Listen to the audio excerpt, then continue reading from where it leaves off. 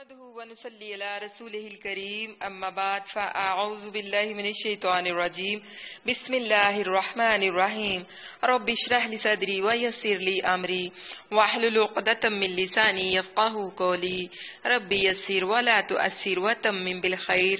آمین۔ السلام علیکم ورحمۃ اللہ وبرکاتہ۔ کیسی ہیں آپ سب طالبات؟ دعا ہے اللہ سبحانہ و تعالی ہم سب کو صحت اور ایمان کی بہترین حالت پہ رکھے اور ہم سے اپنے دین کا بہترین کام لے لے۔ بابو ما جاء فی الشفعۃ، شفع کے بیان میں، باب کا نمبر ہے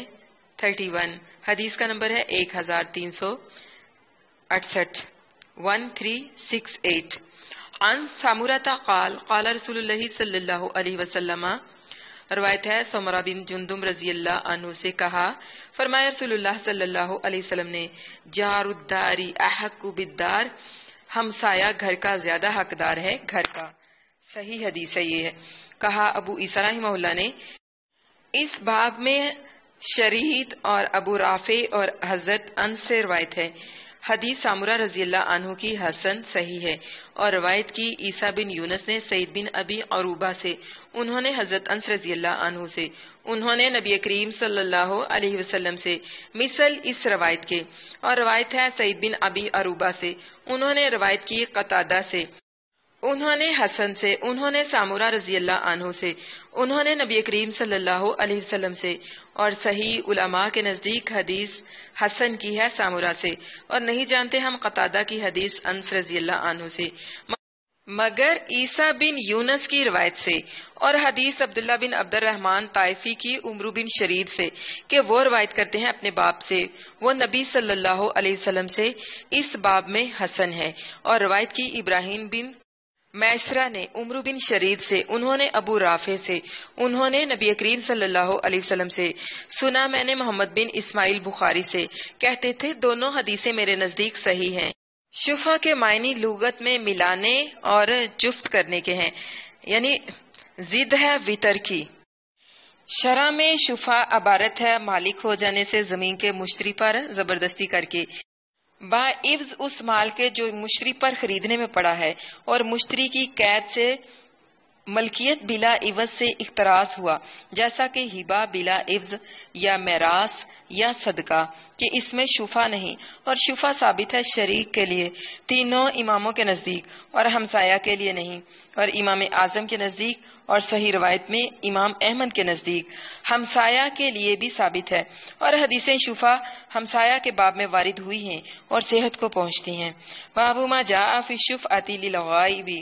غائب کے لیے شفع کے بیان میں، باب کا نمبر ہے 32۔ عن جابر قال قال رسول اللہ صلی اللہ علیہ وسلم، الجار احق بالشفعۃ ينتظر به وان كان غائبا اذا كان طريقهما واحدا۔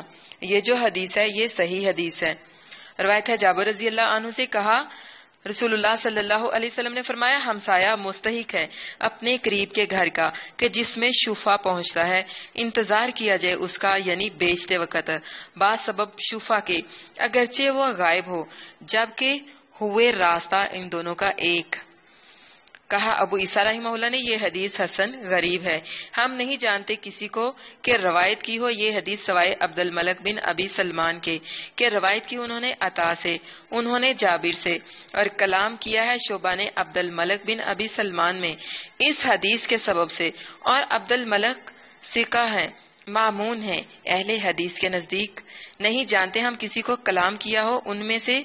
سوائے شعبہ کے اس حدیث کے سبب سے، اور روایت کی وکیع نے شعبہ سے، انہوں نے عبد الملک سے یہی حدیث، اور مروی ہے ابن مبارک سے، وہ روایت کرتے ہیں سفیان ثوری سے کہ انہوں نے کہا عبد الملک بن ابی سلمان ترازو ہیں، یعنی علم کے حق اور باطل کو خوب پہچانتے ہیں، اور اسی حدیث پر عمل ہے علماء کے نزدیک کہ آدمی مستحق ہے اپنے شفع کا اگر غائب ہو، پھر جب وہ آئے تو شفع کا دعویٰ کرے، اگرچہ جس میں وہ دعویٰ کرتا ہے اس کی بیع میں مدت دراز گزری ہو۔ باب کا نمبر ہے 33۔ باب اذا حدت الحدود ووقعت السہام فلا شفع، اس بیان میں کہ جب حدود مقرر ہو جائیں اور حصے الگ ہو جائیں تو پھر شفع نہیں۔ عن جابر بن عبداللہ قال قال رسول اللہ صلی اللہ علیہ وسلم، روایت ہے حضرت جابر رضی اللہ عنہ بن عبداللہ رضی اللہ عنہما سے کہا انہوں نے فرمایا رسول اللہ صلی اللہ علیہ وسلم نے اذا وقعت الحدود وصرفت الطرق فلا شفعۃ، جب حدیں مقرر ہو جائیں اور راستے جدا ہو جائیں تو پھر شفا نہیں ہے۔ یہ جو حدیث ہے یہ صحیح حدیث ہے۔ کہا ابو عیسیٰ رحمہ اللہ نے یہ حدیث حسن ہے، صحیح ہے، اور روایت کیا ہے اس کو بعض نے مرسلن ابو سلمہ سے، اور اسی پر عمل ہے بعض اہل علم کا صحابہ سے نبی کریم صلی اللہ علیہ وسلم کے۔ انہی میں ہیں حضرت عمر بن خطاب، حضرت عثمان بن عفان، اور یہی کہتے ہیں بعض فقہا تابعین کے مثل عمر بن عبد العزیز کے، اور یہی قول ہے اہل مدینہ کا۔ انہی میں ہے یحییٰ بن سعید اور ربیعہ بن ابی عبد الرحمن اور مالک بن انس، اور یہی کہتے ہیں شافعی اور احمد اور اسحاق رحمہ اللہ علیہم اجمعین، اور نہیں تجویز کرتے شفا مگر شریک کے لیے، اور کہتے ہیں کہ ہمسایہ کو شفا نہیں جب تک کہ وہ شریک نہ ہو، اور بعض علماء صحابہ نے کہا کہ شفا ہمسائے کو بھی ہے، اور دلیل لائے ہیں وہ اس حدیث مرفوع کو کہ نبی کریم صلی اللہ علیہ وسلم نے فرمایا اجار الداری احق بالدار، یعنی ہمسایہ گھر کا زیادہ حقدار ہے گھر کا، یعنی ہمسایہ بہت مستحق ہے بسبب نزدیک ہونے کی، اور یہی قول ہے سفیان ثوری اور ابن مبارک اور اہل کوفہ کا۔ بابو ما جاء ان الشریک شفیع، اس بیان میں کہ شریک شفا کا حق رکھتا ہے، باب کا نمبر ہے 34۔ عن ابن عباس قال قال رسول اللہ صلی اللہ علیہ وسلم، روایت ہے حضرت ابن عباس رضی اللہ عنہما سے کہا فرمایا رسول اللہ صلی اللہ علیہ وسلم نے الشریک شفیع والشفعۃ فی کل شیء، یہ جو حدیث ہے علامہ البانی رحمہ اللہ نے اس کو منکر کہا ہے، یہ اپنے مرسل ہونے کی وجہ سے ضعیف ہے، کہ رسول اللہ صلی اللہ علیہ وسلم نے فرمایا شریک کو حق شفا پہنچتا ہے اور شفا ہر چیز میں ہے۔ اس حدیث کی مثل ہم نہیں جانتے کہ کسی نے روایت کی ہو سوائے ابو حمزہ سکری کے، اور روایت کی ہے کئی لوگوں نے یہ حدیث عبد العزیز بن رفیع سے، انہوں نے ابن ابی ملیکہ سے، انہوں نے نبی کریم صلی اللہ علیہ وسلم سے مرسلن، اور یہ زیادہ صحیح ہے۔ روایت کی ہم سے حناد نے، انہوں نے کہا روایت کی ہم سے ابو بکر بن عیاش نے، انہوں نے عبد العزیز بن رفیع سے، انہوں نے ابن ابی ملیکہ سے، انہوں نے نبی صلی اللہ علیہ وسلم سے، اسی کے ہم معنی اور مانند، اور نہیں ہے اس میں ذکر ابن عباس رضی اللہ عنہما کا، اور ایسا ہی روایت کیا کئی لوگوں نے عبد العزیز بن رفیع سے مثل اس کے، اور اس میں بھی ابن عباس رضی اللہ عنہما کا ذکر نہیں، اور یہ ابو حمزہ کی حدیث سے زیادہ صحیح ہے، اور ابو حمزہ ثقہ ہیں، ممکن ہے کہ ابو حمزہ کے سوا کسی اور سے خطا اس روایت میں ہوئی۔ روایت کی ہم سے حناد نے، انہوں نے کہا روایت کی ہم سے ابو الاحوص نے، انہوں نے عبد العزیز سے جو بیٹے ہیں رفیع کے، انہوں نے ابن ابی ملیکہ سے، انہوں نے نبی کریم صلی اللہ علیہ وسلم سے ابی بکر بن عیاش کی حدیث کی مانند، اور اکثر علماء نے کہا شفا فقط مکانوں اور زمین میں ہے، یعنی غیر منقولات میں، اور تجویز نہیں کیا انہوں نے شفا ہر چیز میں، اور بعض علماء نے کہا کہ شفا ہر چیز میں ہے، اور پہلا قول جو ہے وہ زیادہ صحیح ہے۔ بابو ما جاء فی لقطۃ وضالۃ الابل والغنم، گری پڑی چیز اور گمشدہ اونٹ اور بکری کے بیان میں، باب کا نمبر ہے 35۔ مترجم کہتا ہے کہ لفظ بدم لام اور سکون قاف ہے، اور محدثین کے نزدیک با فتح قاف مشہور ہے، لغت میں پڑے ہوئے مال کو کہتے ہیں، اور اصطلاح میں وہ پڑا ہوا مال کے پائے اس کو کوئی شخص اور معلوم نہ ہو کہ اس کا مالک کون ہے، اور اٹھا لینا لقطہ کا مستحب ہے، اگر اعتماد ہو اس کو اپنے نفس پر اس کی تعریف کرنے کا، یعنی اس کو پہنچوانے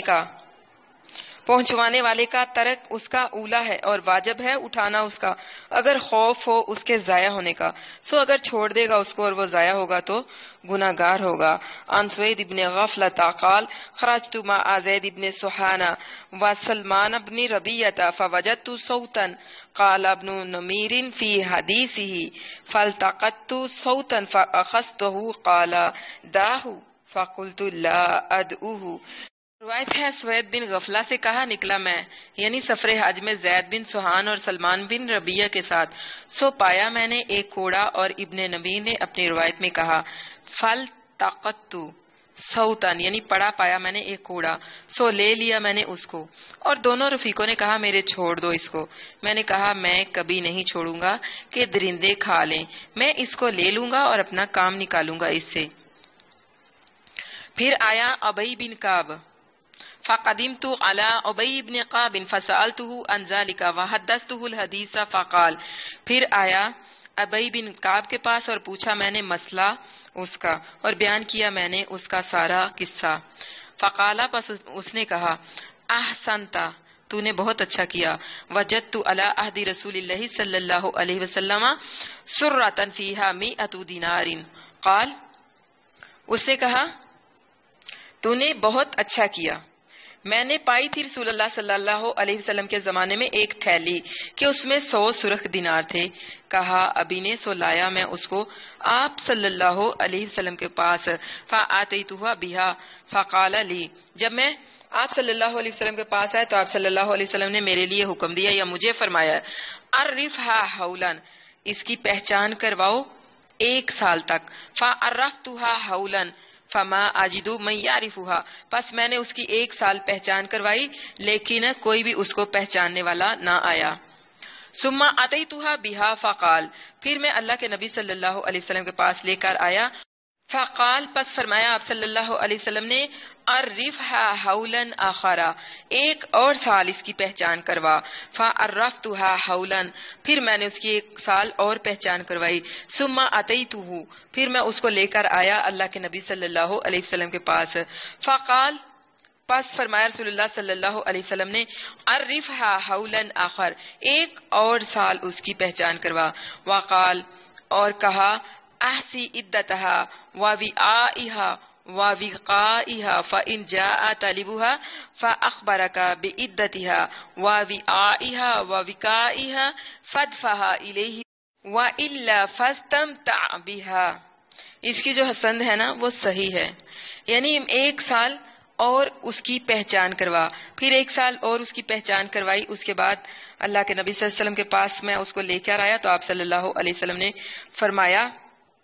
یاد رکھ لو اس کی گنتی اور اس کی تھیلی کی صورت اور اس کے بندن کی شکل، پھر جب اس کا طالب یعنی اس کا مالک آئے اور خبر دے تجھ کو اس کی گنتی کی اور اس کی تھیلی کی صورت کی اور اس کے بندن کے رنگ روپ کی تو دے دو اس کو، اور نہیں تو پھر اس کو تم اپنے اوپر خرچ کر سکتے ہو۔ کہا ابو عیسیٰ رحمہ اللہ نے یہ حدیث حسن صحیح ہے۔ عن زید بن الخالد الجہنی ان رجلا سأل رسول اللہ صلی اللہ علیہ وسلم عن اللقطۃ فقال، روایت ہے زید بن خالد جوہنی رضی اللہ عنہ سے کہ ایک مرد نے پوچھا رسول اللہ صلی اللہ علیہ وسلم سے حکم لقطہ کا، تو فرمایا آپ صلی اللہ علیہ وسلم نے، عرفھا سنۃ ثم عارف وقاءھا ووعائھا وافاسھا ثم استفق بها فإن جاء ربها فأدها الیہ۔ آپ صلی اللہ علیہ وسلم نے فرمایا پہچان کروا اس کی 1 سال تک، پھر پہچان رکھ سربند اس کا اور ظرف اور تھیلی اس کی، پھر خرچ کر ڈال اس کو، پھر اگر آئے اس کا مالک تو ادا کر دے اس کو۔ فقال، پس عرض کیا یا رسول اللہ صلی اللہ علیہ وسلم، فضالۃ الغنم، گم شدہ بکری کے بارے میں آپ کا کیا خیال ہے؟ فقال، پس آپ صلی اللہ علیہ وسلم نے فرمایا خذھا فانما ہی لک او لاخیک او للذئب، کہ اس کو لے لو، پس بے شک یا وہ تیرے لیے ہے یا تیرے بھائی کے لیے ہے یا پھر درندے کے لیے ہے، بھیڑیے کے لیے ہے۔ فقال، پس عرض کیا یا رسول اللہ، اے اللہ کے رسول صلی اللہ علیہ وسلم، فضالۃ الابل، آپ کا کیا خیال ہے گم شدہ اونٹ کے بارے میں؟ قالا، فرمایا، فغاضب النبی صلی اللہ علیہ وسلم حتی احمرت وجنتہ اوحمر وجہہ فقال، کہا راوی نے، سو غصے میں آ گئے اللہ کے نبی صلی اللہ علیہ وسلم یا غضبناک ہو گئے رسول اللہ صلی اللہ علیہ وسلم، یہاں تک کہ سرخ ہو گئے دونوں رخسار آپ صلی اللہ علیہ وسلم کے، یا سرخ ہو گیا چہرہ مبارک آپ صلی اللہ علیہ وسلم کا، یعنی کہ راوی کو اس میں شک ہے کہ ان کے شیخ نے کیا کہا۔ پھر فرمایا آپ صلی اللہ علیہ وسلم نے، مالا کا ولہا، تجھے، آپ صلی اللہ علیہ وسلم نے فرمایا تجھے کیا کام ہے اس سے، حالانکہ ماءھا اس کے ساتھ ہے، حذاؤھا وسقاؤھا حتی تلقی ربھا، اس کے ساتھ اس کا موزہ یعنی اس کے موزے اور اس کی مشک ہے، جب تک کہ وہ ملاقات کرے اپنے مالک سے. یعنی اونٹ کے پاس اس کا کھانا پینا اتنا ہوتا ہے، وہ اپنے معدے میں اپنا کھانا اور پینا اتنے دن کے لیے ذخیرہ کر لیتا ہے کہ وہ کئی دن تک صحرا میں، جنگلوں میں بھوکا پیاسا گزار سکتا ہے. تو اللہ کے نبی صلی اللہ علیہ وسلم نے فرمایا کہ بکری جو ہے وہ کمزور ہوتی ہے. تو کمزور سا جانور ہوتا ہے، اگر تم اسے نہیں لو گے کوئی اور لے لے گا، یا پھر اسے کوئی بھیڑیا یا کوئی جنگلی جانور کھا جائے گا. اور جب اونٹ کے بارے میں پوچھا تو آپ کو غصہ آ گیا، اس لیے کہ اونٹ جو ہے اس کے ساتھ اس کا کھانا پینا ہوتا ہے، وہ کھائے گا، پیے گا، جنگلوں میں چرتا پھرے گا، کئی دن تک وہ اسی حالت میں گزار سکتا ہے، یہاں تک کہ وہ چلتے چلتے پھرتے اپنے مالک تک جا پہنچے گا. کہا ابو عیسیٰ رحمہ اللہ نے اس حدیث میں ابی بن کعب اور عبداللہ بن عمر اور جارود بن معلہ اور ایاز بن حماد اور جریر بن عبداللہ رضی اللہ عنہم سے بھی روایت ہے. کہا ابو عیسیٰ رحمہ اللہ نے حدیث زید بن خالد کی حسن ہے، صحیح ہے، اور مروی ہے ان سے کئی سندوں سے، اور حدیث یزید کی جو مولا ہیں منبس کے اور روایت کرتے ہیں زید بن خالد سے حسن ہے، صحیح ہے، اور مروی ہے ان سے کئی سندوں سے. اور اسی پر عمل ہے بعض علماء صحابہ کرام کا صحابہ سے نبی کریم صلی اللہ علیہ وسلم کے اور ان کے سوا اوروں کا کہ رخصت دی ہے انہوں نے لقطہ کے خرچ کرنے کی، جب پہچان کروائے اس کی 1 سال اور نہ پائے کسی کو کہ اس کو پہچانے. اور یہی قول ہے شافعی اور احمد اور اسحاق رحمہ اللہ کا. اور بعض علماء صحابہ وغیرہ نے کہا کہ پہچان کروائے اس کی 1 سال، پھر اگر اس مدت میں اس کا مالک آ گیا تو اس کو دے دے، نہیں تو صدقہ کر دے. اور یہی قول ہے سفیان ثوری اور عبداللہ بن مبارک کا، اور یہی قول ہے اہل کوفہ کا. وہ کہتے ہیں جو پڑی ہوئی چیز اٹھائے اس کو نفع لینا اس سے جائز نہیں جبکہ وہ غنی ہو. اور امام شافعی نے کہا اس سے نفع لے اگرچہ غنی ہو، اس لیے کہ ابی بن کعب نے پائی تھی 1 تھیلی رسول اللہ صلی اللہ علیہ وسلم کے زمانے میں، اس میں سرخ 100 دینار تھے. سو حکم فرمایا ان کو نبی صلی اللہ علیہ وسلم نے کہ پہچان اس کی، تو انہوں نے نہ پایا جو پہچانتا ہو، تو نبی کریم صلی اللہ علیہ وسلم نے ان کو حکم دیا کہ کھائیں اس روپے کو. سو اگر لقطہ حلال نہ ہوتا مگر اسی کو کہ جس کو صدقہ حلال ہے نہ درست ہوتا حضرت علی رضی اللہ عنہ کو، اس لیے کہ علی بن ابی طالب نے 1 دینار پایا رسول اللہ صلی اللہ علیہ وسلم کے زمانے میں پہچان کروانے کو، اور نہ پایا کوئی ایسا شخص کے پہچانے اور کہے کہ یہ میرا ہے. سو حکم کیا نبی کریم صلی اللہ علیہ وسلم نے ان کو ان کے کھانے کا. اور حضرت علی رضی اللہ عنہ کو زکوٰۃ اور صدقہ درست نہیں کہ بنی ہاشم ہیں. اور بعض علماء نے رخصت دی ہے کہ جب لقطہ ادنا چیز ہو تو اس سے نفع لینا جائز ہے اور کچھ پہچاننے کی ضرورت نہیں. اور بعض نے کہا ہے کہ اگر 1 دینار سے کم ہو تو 1 جمعہ تک اس کی پہچان کروائے، اور یہی قول ہے اسحاق بن ابراہیم رحمہ اللہ کا. عن زید بن خالد الجہنی ان رسول اللہ صلی اللہ علیہ وسلم سئل عن اللقطة فقال، روایت ہے زید بن خالد جہنی رضی اللہ عنہ سے کہ رسول اللہ صلی اللہ علیہ وسلم سے پوچھا گیا پڑی ہوئی چیز سے، تو فرمایا پہچان اس کی 1 سال تک. عرفها سنتاً فإن اتعرفت فأدها وإلا فعارف إفاصها ووقاءها وعددها ثم كلها فإن جاء صاحبها فأدها. یہ جو حدیث ہے یہ صحیح ہے، یعنی کہ 1 سال تک اس کی پہچان کروانی ہے، پھر اگر پہچانی گئی وہ تو اس کو دے دے، اور نہیں تو پہچان رکھ اس کے ظرف اور سربند اور اس کی گنتی کو، پھر کھا لے اس کو، مطلب جو تھیلی کے اندر پیسہ ہے اس کو، پھر اگر آئے اس کا مالک تو ادا کر دے اس کو، یعنی وہ تجھ پر قرض ہے. یہ جو حدیث ہے یہ صحیح ہے. کہا ابو عیسیٰ رحمہ اللہ نے یہ حدیث حسن صحیح ہے، غریب ہے اس سند سے. اور احمد بن حنبل رحمہ اللہ نے کہا سب سے زیادہ صحیح روایت اس باب میں یہی ہے، اور اسی پر عمل ہے بعض علماء کے نزدیک صحابہ وغیرہ سے کہ رخصت دی ہے انہوں نے جب 1 سال تک خوب پہچان کروائے اور نہ ملے کوئی آدمی کہ اس کو پہچانے تو درست ہے کہ اس سے نفع اٹھا لے. اور یہی قول ہے شافعی، احمد اور اسحاق رحمہ اللہ علیہم کا. بابو ما جاء فی الوقف، وقف کے بیان میں. عن ابن عمر قال، روایت ہے ابن عمر رضی اللہ عنہما سے کہا اصابہ عمر ارضن بخیبر،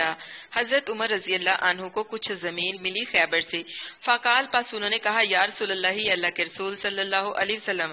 اصبت مالا بخیبر، مجھے خیبر سے ایسا مال ملا ہے لم اصب مالا قط، अनफसा इंदी मिन्हु फमा तामुरूनी, कि मुझे इससे नफीस और उम्दा माल पहले कभी नहीं मिला, बस आप इसके बारे में मुझे क्या हुक्म करते हैं। काल फरमाया, इंशीता हबस्ता असलहा व तसद्दक्ता बिहा, अगर तू चाहे तो इसकी असल को रोक ले और सदका कर दो उसको, यानी उसके मुनाफे को। फतसद्दका बिहा उमरू, बस हजरत उमर रजी अल्लाह अन्हु ने उसका सदका किया। अन्नहा ला युबाउ असलुहा वला युहाबु वला युरसु, कि उसकी असल को ना बेचा जाएगा, वला युहाबु, ना हिबा किया जाएगा, वला युरसु, और ना ही उसकी विरासत यानी ना उसे मिरास में शामिल किया जाएगा। तसद्दक बिहा फिल फुकराई वल कुरबा व फिर रिकाबी व फी सबीलिल्लाहि व इब्न सबील व दीफी ला जुनाहा अला मन वलियहा अन यकुल मिनहा बिल मारूफ,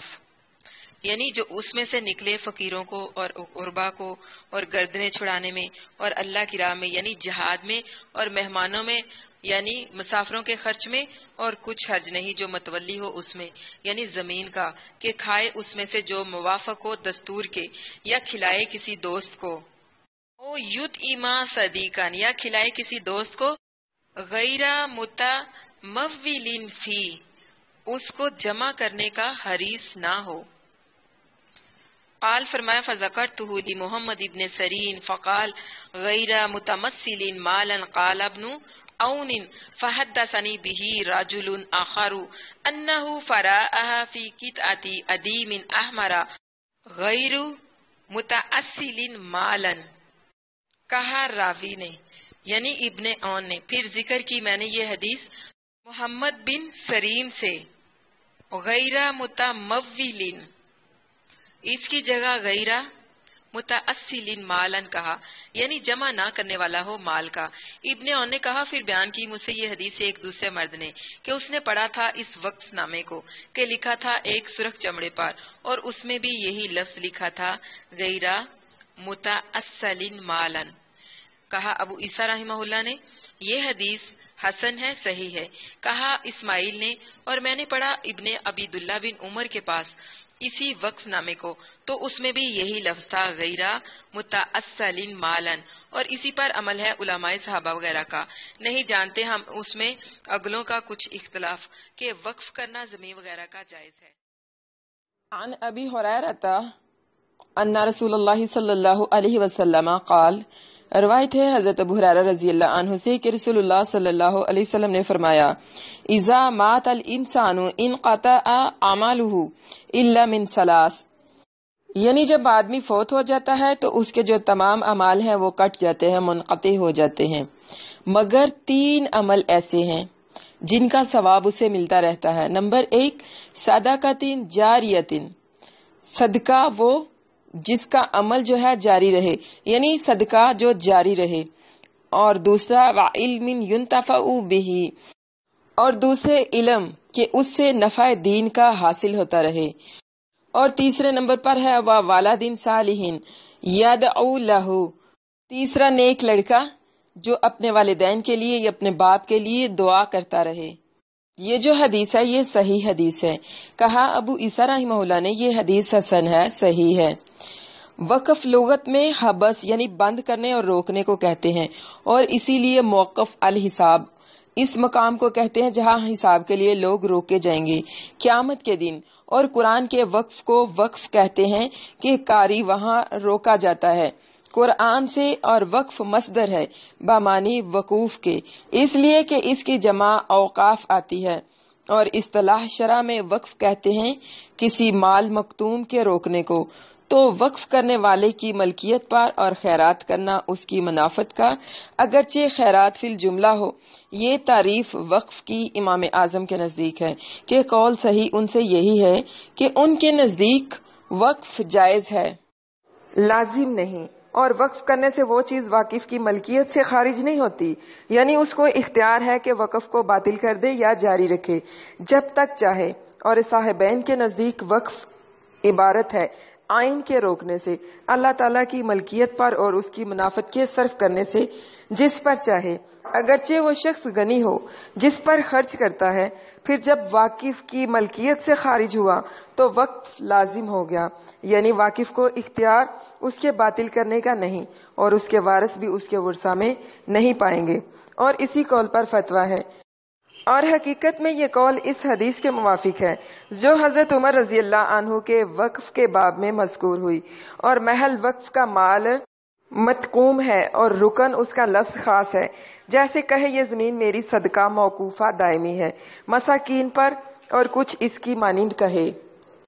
اور فضائل اس کے بے شمار ہیں۔ چنانچہ اسی میں ہے کہ وہ حدیث جو باروایت حضرت ابو ہریرہ رضی اللہ عنہ کے مذکور ہوئی، اور رسول اللہ صلی اللہ علیہ وسلم نے 7 باغ مدینہ میں وقف فرمائے، اور ابراہیم علیہ السلام کے اوقاف اب تک باقی ہیں، اور خلفائے راشدین اور صحابہ کرام رضوان اللہ علیہم اجمعین کے اوقاف بھی مشہور ہیں۔ باب ما جاء فی العجماء جرحها جبار، اس بیان میں کہ اگر جانور کسی کو زخمی کر دے تو اس کا قصاص نہیں ہے۔ باب کا نمبر ہے 37۔ عن ابی ہریرہ قال قال رسول اللہ صلی اللہ علیہ وسلم، روایت ہے حضرت ابو ہریرہ رضی اللہ عنہ سے کہ فرمایا رسول اللہ صلی اللہ علیہ وسلم نے، العجماء جرحها جبار والبعیر جبار والمعدن جبار وفی الرکاز الخمس۔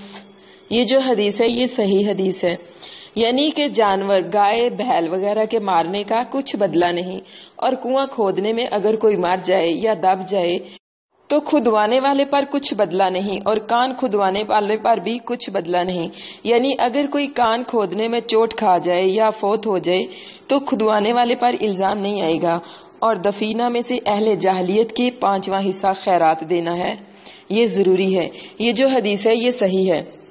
کہا ابو عیسیٰ رحمہ اللہ نے اس باب میں حضرت جابر، حضرت عمر بن عوف مزنی اور عبادہ بن سامت رضی اللہ عنہم سے بھی روایت ہے۔ کہا ابو عیسیٰ رحمہ اللہ نے، حدیث حضرت ابو ہریرہ رضی اللہ عنہ کی حسن ہے، صحیح ہے۔ روایت کی ہم سے قتیبہ نے، انہوں نے کہا روایت کی ہم سے لیث نے، انہوں نے ابن شہاب سے، انہوں نے سعید بن مسیب سے، اور ابو سلمہ بن عبد الرحمن سے، انہوں نے حضرت ابو ہریرہ رضی اللہ عنہ سے، انہوں نے نبی صلی اللہ علیہ وسلم سے اسی کی مانند۔ روایت کی ہم سے انصاری نے، انہوں نے کہا روایت کی ہم سے معن نے کہا، انہوں نے کہ کہا مالک بن انس نے کہ نبی کریم صلی اللہ علیہ وسلم نے جو فرمایا العجماء جرحها جبار، اس کے معنی یہ ہے کہ اگر جانور کسی کو مارے یا زخمی کرے تو وہ حدر ہے، یعنی اس میں کوئی قصاص نہیں، دیت واجب نہیں ہوتی۔ اور بعض علماء نے اس کی تفسیر کی ہے کہ عجماء میں وہ جانور ہے کہ بھاگا ہوا ہو اپنے مالک سے یا اپنے صاحب کے پاس سے، اور اس کے بھاگنے کی حالت میں جو چوٹ چپٹ لگ جائے تو اس کے صاحب پر کچھ تاوان نہیں۔ اور المعدن جبار کے معنی یہ ہیں کہ جب کوئی شخص کان کھدوائے اور کوئی آدمی اس پر گر پڑے تو اس کھدوانے والے پر کوئی تاوان نہیں، اور ایسا ہی کنواں ہے کہ جب کوئی اس کو مسافروں کے لیے کھدوائے اور کوئی اس میں گر پڑے تو اس پر بھی تاوان نہیں۔ اور یہ جو فرمایا کہ رکاز میں 5واں حصہ ہے، رکاز وہ دفینہ ہے جو ایام جاہلیت کا ہو، دفن شدہ خزانے کو کہتے ہیں۔ سو پس جو شخص پائے اس کو 5واں حصہ سلطان کو ادا کرے، یعنی بیت المال میں دے، اور جو باقی رہے وہ پانے والے کا ہے۔ باب ما ذکر فی احیاء ارض الموات، باب کا نمبر ہے 38، ویران زمین کو آباد کرنے کے بیان میں۔ عن سعید بن زید عن النبی صلی اللہ علیہ وسلم قال، روایت ہے سعید بن زید سے، وہ روایت کرتے ہیں نبی صلی اللہ علیہ وسلم سے، فرمایا اللہ کے نبی صلی اللہ علیہ وسلم نے، من احیا ارضا میتۃ فہی لہ، جس نے کسی مردہ زمین کو زندہ کیا، مردہ زمین سے مراد کہیں بنجر اور ویران جگہ جو ہوتی ہے اس کو کہتے ہیں، جس نے کسی مردہ زمین کو آباد کیا یا زندہ کیا وہ اسی کے لیے ہے۔ ولیس لعرق ظالم حق، اور ظالم کے درخت بونے سے کچھ ظالم کا حق ثابت نہیں ہوتا۔ یہ جو حدیث ہے یہ صحیح ہے، جبکہ امام ترمذی رحمہ اللہ کا کہنا ہے کہ یہ حدیث حسن ہے، غریب ہے۔ عن جابر بن عبداللہ عن النبی صلی اللہ علیہ وسلم قال، روایت ہے جابر بن عبداللہ رضی اللہ عنہما سے، کہا فرمایا نبی کریم صلی اللہ علیہ وسلم نے، من احیا ارضا میتۃ فہی لہ، جس نے کسی خراب یا مردہ زمین کو آباد کیا، جو کسی کی ملکیت میں نہیں تھی، پس وہ زمین اسی کی ہے۔ یہ جو حدیث ہے اس کی سند صحیح ہے۔ کہا ابو عیسیٰ رحمہ اللہ نے یہ حدیث حسن صحیح ہے، اور روایت کی اس کو باز نے حشام سے جو بیٹے عروہ کے ہیں، انہوں نے اپنے باپ سے، انہوں نے نبی کریم صلی اللہ علیہ وسلم سے مرسلن، اور اسی پر عمل ہے بعض علماء صحابہ وغیرہ کا، اور یہی قول ہے احمد اور اسحاق رحمہ اللہ علیہم کا۔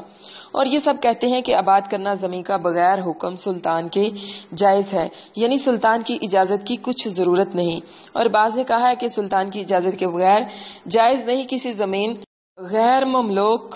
ویران کا آباد کرنا، اور اول قول جو ہے وہ زیادہ صحیح ہے۔ اور اس باب میں حضرت جابر اور حضرت عمر بن عوف مزنی سے جو دادا ہیں کثیر کے، اور سامورہ سے بھی روایت ہے۔ روایت کی ہم سے ابو موسیٰ محمد بن مسنہ نے کہا، پوچھا میں نے ابو الولید تیالسی سے مطلب اس حدیث کا،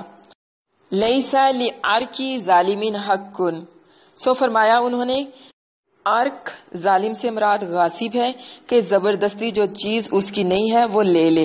ابو موسیٰ نے کہا، میں نے کہا اس سے مراد وہ شخص ہیں جو غیر کے مملوک زمین میں درخت بوئے، تو انہوں نے کہا وہی تو ہے، مطلب ایک ہی ہے۔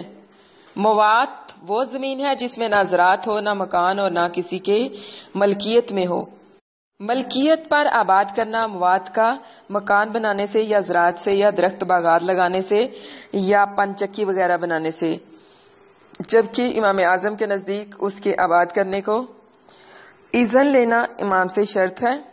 اور امام شافعی اور صاحبین کے نزدیک اذن کچھ ضروری نہیں۔ دونوں کی دلیل یہی حدیث ہے جو کہ گزری ہے۔ امام کہتے ہیں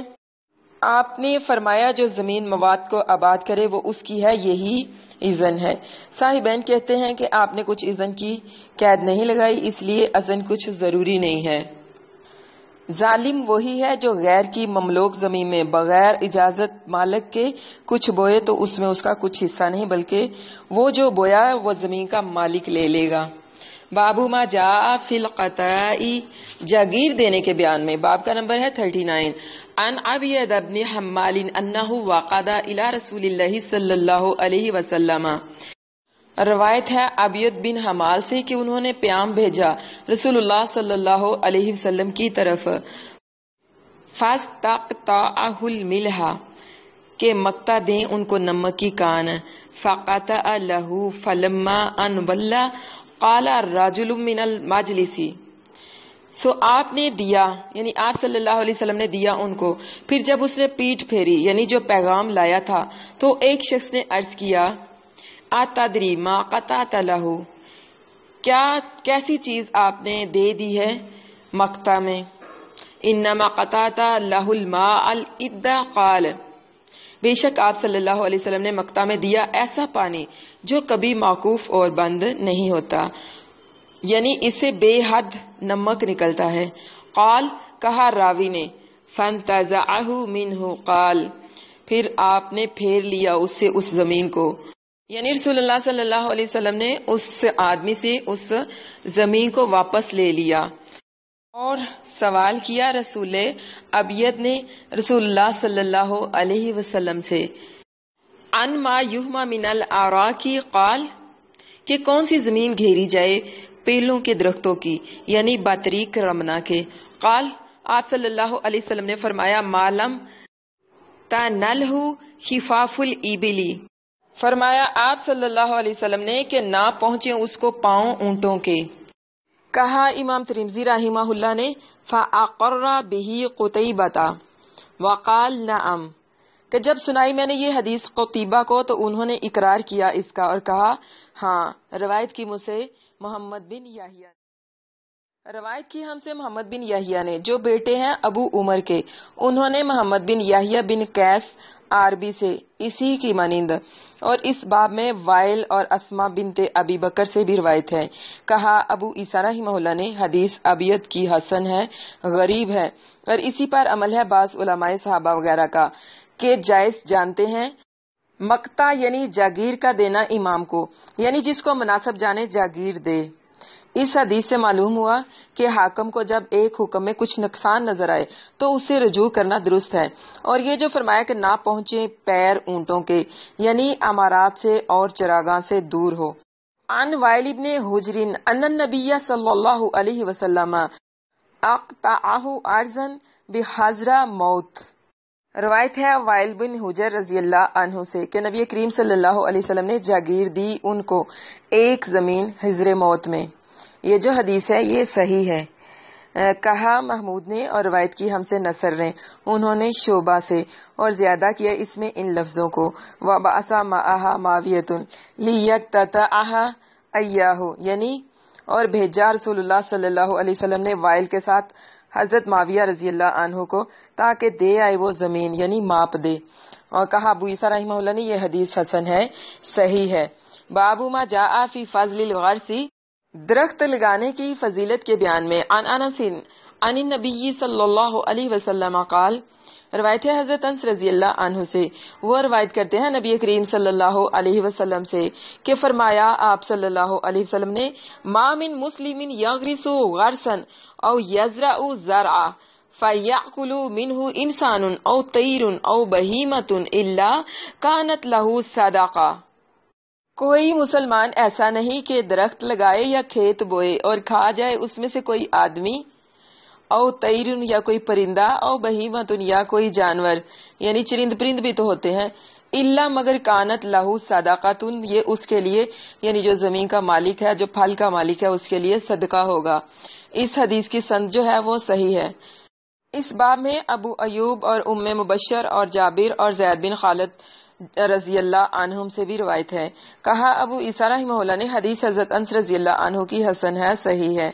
بابو ما جاء فی المزارعتی، کھیتی باڑی کرنے کے بیان میں، باب کا نمبر ہے 41۔ عن ابن عمر ان النبی صلی اللہ علیہ وسلم عامل اہل خیبر بشطر ما یخرج منها من ثمر او زرع، روایت ہے ابن عمر رضی اللہ عنہما سے کہ نبی کریم صلی اللہ علیہ وسلم نے عامل کیا اہل خیبر کو، یعنی زمین دی ان کو اس اقرار پر کہ جو اس میں سے پیدا ہوگا پھل ہو یا غلہ، اس میں سے آدھا تم لوگے، یعنی کھیتی باڑی کرنے کی محنت کے عوض میں، اور آدھا ہم کو دے دو گے۔ یہ جو حدیث ہے یہ صحیح حدیث ہے۔ اس باب میں حضرت انس رضی اللہ عنہ اور حضرت ابن عباس رضی اللہ عنہما اور حضرت زید بن ثابت رضی اللہ عنہما اور حضرت جابر رضی اللہ عنہ سے روایت ہے۔ کہا ابو عیسیٰ رحمہ اللہ نے یہ حدیث حسن ہے، صحیح ہے، اور اسی پر عمل ہے بعض علماء صحابہ وغیرہ کا کہ زمین کو مزارت پر دینے میں کچھ مذائقہ نہیں جانتے، اس اقرار پر کہ آدھا زمین والے کا ہے اور آدھا بونے والے کا، اور آدھا بونے اور جوتنے والے کا، یا تو ثلث ہو یا پھر چوتھائی پر دینا۔ اور اختیار کیا ہے بعض نے کہ تخم صاحب زمین دے، اور یہی قول ہے احمد اور اسحاق رحمہ اللہ کا۔ اور مکروہ کہا ہے بعض علماء نے اس مزارت کو، اور کہا پانی دینے میں کھجور کے ثلث یا پھر ربو، یعنی چوتھا حصہ یا تیسرا حصہ پر کچھ مذائقہ نہیں، اور یہی قول ہے مالک بن انس اور شافی رحمہ اللہ علیہم کا۔ اور بعض نے کہا جو زمین سے پیدا ہو اس میں سے حصہ ٹھہرا کر زمین دینا درست نہیں، جب تک کہ کرایہ زمین کا نقد یعنی روپے پیسے سے نہ ٹھہرا لے، یعنی یہ کہہ کہ زمین میں نے اتنے روپیہ میں کرایہ پر تجھ کو دی، پھر خواہ اس میں کچھ پیدا ہو یا نہ ہو۔ عن رافع بن خدیج قال نہانا رسول اللہ صلی اللہ علیہ وسلم عن امر کان لنا نافعا، روایت ہے رافع بن خدیج رضی اللہ عنہ سے، کہا منع کیا ہم کو رسول اللہ صلی اللہ علیہ وسلم نے ایسے امر سے کہ ہم کو اس میں نفع تھا۔ اذا کانت لأحدنا ارض ان یؤتیها ببعض خراجها او بدراہما، یعنی کہ وہ یہ ہے کہ جب ہوتی ہم میں سے کسی کی زمین دیتا اس کو بعوض بعض خراج اس کے یا بدلے روپیوں کے، تو فرمایا آپ صلی اللہ علیہ وسلم نے اذا کانت لأحدکم ارض فلیمنحها اخاہ او لیزرعها، یہ جو حدیث ہے یہ صحیح حدیث ہے۔ جب ہوتی ہم میں سے کسی کی زمین دیتا اس کو بعوض بعض خراج یا اس کے بدلے روپیوں کے، تو آپ صلی اللہ علیہ وسلم نے فرمایا جب ہو تم میں سے کسی کی زمین تو مفت دے اپنے بھائی کو، یا خود زراعت کرے، یعنی کرائے یا ٹھیکے پر دینا نہیں جائز۔ عن ابن عباس ان رسول اللہ صلی اللہ علیہ وسلم لم يحرم المزارعة ولكن امر ان يرفق بعضهم ببعض، یہ جو حدیث ہے یہ صحیح حدیث ہے۔ روایت ہے حضرت ابن عباس رضی اللہ عنہما سے کہ انہوں نے کہا رسول اللہ صلی اللہ علیہ وسلم نے حرام نہیں کیا زمین کو کرائے پر دینے سے، لیکن حکم کیا ہے کہ نرمی کرے ایک دوسرے پر، یعنی کرائے میں تخفیف کرے یا پھر بالکل ہی نہ لے۔ کہا ابو عیسیٰ رحمہ اللہ نے یہ حدیث حسن ہے، صحیح ہے، اور اس باب میں زید بن ثابت رضی اللہ عنہ سے بھی روایت ہے۔ کہا ابو عیسیٰ رحمہ اللہ نے رافع کی حدیث میں اضطراب ہے کہ مروی ہے رافع بن خدیج سے، وہ روایت کرتے ہیں اپنے چچاؤں سے، اور مروی ہے ان سے وہ روایت کرتے ہیں زہیر بن رافع سے، اور وہ بھی ان کے ایک چچاؤں میں سے ہیں، اور مروی ہے یہ حدیث ان سے اسانید مختلف کے ساتھ، یعنی یہ جو حدیث ہے یہ ان سے مختلف سندوں کے ساتھ جو ہے نا وہ مروی ہے۔ تو الحمدللہ جو حکومت اور قضاء کے بیان تھے باب الاحکام وہ کمپلیٹ ہو گیا ہے۔ کل کے سبق میں ہم انشاءاللہ پڑھیں گے ابواب الدیات یعنی دیتوں کے بیان میں۔ سبحان ربک رب العزت عما یصفون والسلام علی المرسلین والحمد للہ رب العالمین۔ رب اغفر وارحم وانت خیر الراحمین، آمین ثم آمین یا رب العالمین۔ اب آپ لوگوں نے اپنے سبق میں سے کوئی سوال پوچھنا ہے تو آپ پوچھ سکتی ہیں۔